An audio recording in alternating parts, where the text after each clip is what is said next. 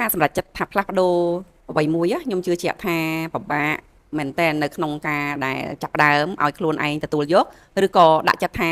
នឹងធ្វើការផ្លាស់ប្ដូរវាមានអារម្មណ៍ថាស្ទាក់ស្ទើរគួរទៅឬក៏មិនទៅគួរធ្វើឬក៏មិនធ្វើគួរផ្លាស់ប្ដូរឬក៏អត់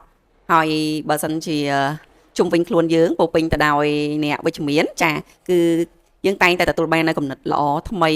ហើយនឹងការគិតនឹងទូលំទូលាយទៅលើការសម្រេចចិត្តនឹងទាំងពិចារណាទៅលើគុណសម្បត្តិនិងគុណវិបត្តិដែលឈរលើហេតុផលនិងគោលការណ៍គួរឬមិនគួរមើលទៅតាមតថភាពជាក់ស្ដែងរបស់យើងតែបើសិនជាបរិយាកាសអ្នកជុំវិញខ្លួនយើងគាត់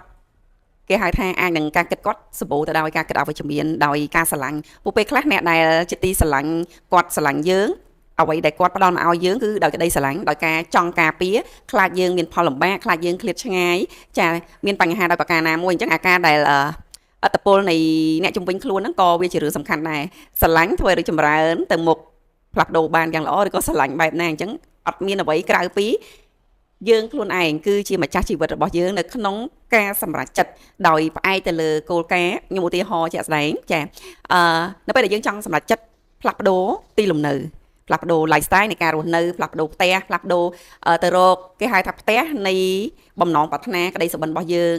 ជាមួយផ្ទះដែលយើងស្រឡាញ់ជាទីកន្លែងដែលយើងមើលឃើញថាងាយស្រួលរស់នៅបរិយាកាសល្អធ្វើឲ្យគ្រួសារយើងមានសុភមង្គលជាពិសេសនៅតំបន់ដែលងាយស្រួលនៅក្នុងការដែលយើងអាចប្រកបមុខរបរការងារក៏ដូចជាសាលារៀនកូនបានអញ្ចឹងអាការសម្រេចចិត្តផ្លាស់ប្ដូរពីការរស់នៅជួបជុំជាមួយនឹងឪពុកម្ដាយឬក៏អាការសម្រេចចិត្តនៃការផ្លាស់ប្ដូរពីទីតាំងចាស់មកស្វែងរកក្នុងការទិញចាការរស់នៅកន្លែងថ្មីហ្នឹងគឺវាត្រូវការជំនះនៅឧបសគ្គជាច្រើនប៉ុន្តែនៅក្នុងចំណុចហ្នឹងក៏យើងចាំមានចំណុចមួយដែលគួរតែគិតដែរព្រោះធម្មតានៅពេលដែលបងប្អូនទាំងអស់គ្នាសម្រេចចិត្តគឺទាំងអស់គ្នាប្រកាសជាមានបាត់ចិត្តគ្រប់គ្រាន់ហើយចាអាហ្នឹងជាអ្វីមួយដែលអ្នកទាំងអស់គ្នាមានហើយទើបអ្នកទាំងអស់គ្នាអាចគិតបានទៅដល់ចំណុចដែលថាចង់ទៅកន្លែងណាទីណាតែជំហានទី2ការជ្រើសរើសបុរីការជ្រើសរើសម៉ូតផ្ទះការជ្រើសរើសសំណង់ដែលគេហៅថានៅទីតាំងដែលយើងចង់បាននៅទីតាំងដែលយើងចង់រស់នៅសម្បូរទៅដោយអគារពាណិជ្ជកម្មសាលារៀនចិត្តកន្លែងធ្វើការសាលារៀនកូនគួបជាមួយនឹងផ្ទះស្អាតសំណង់រឹងមាំភាពស្របច្បាប់ជាពិសេសខណៈដែលយើងបន្តចង់ចូលនៅភ្លាមបានណាចាគឺជាកត្តាមួយដែលយើងត្រូវតែស្វាស្វែងហ្មងដែលឈរលើគោលចំហរបស់យើងច្បាស់លាស់អញ្ចឹងបើសិនជាទាំងអស់គ្នាដែលកំពុងតែចង់ផ្លាស់ប្ដូរចាមករកផ្ទះនៅក្នុងក្តីសម័យនៅតំបន់ប្រជុំជនសម្បូរទៅដោយតំបន់ពាណិជ្ជកម្មផ្សារសាលារៀនជាពិសេសចិត្តជាមួយនឹងផ្សារទំនើបអេអនហើយអ្វីដែលបងប្អូនទាំងអស់គ្នាទទួលបានណាគឺតម្លៃពិសេសលក់បញ្ចប់ការដ្ឋានចាអញ្ចឹងយើងនៅទីតាំងបរិយាអាមេរីសែនសុខអញ្ចឹងសម្រាប់អតិថិជនដែលគាត់ក្តីសម័យចង់បានវីឡាភ្លួក្តីសម័យចង់បានវីឡា Queen ដែលហើយអាចចូលនៅបាន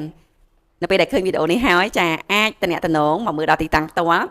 ហើយបើសិនជាទាំងអស់គ្នាចង់រំលោះរយៈពេលវែងចាយើងក៏មាន promotion ផ្ដល់ជូនពិសេសការរំលោះអត់ការប្រាក់អាចតំណតំណងមកនេះខ្ញុំបុត្រច័ន្ទរស្មីសូមអរគុណសូមជម្រាបលា